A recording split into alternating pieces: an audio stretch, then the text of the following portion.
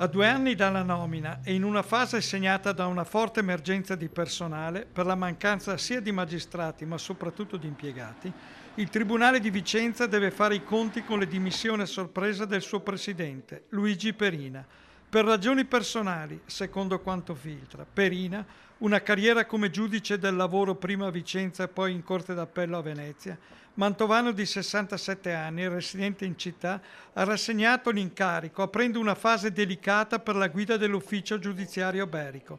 che pareva avere superato la fase più acuta di difficoltà con l'arrivo di Alberto Rizzo qualche anno fa.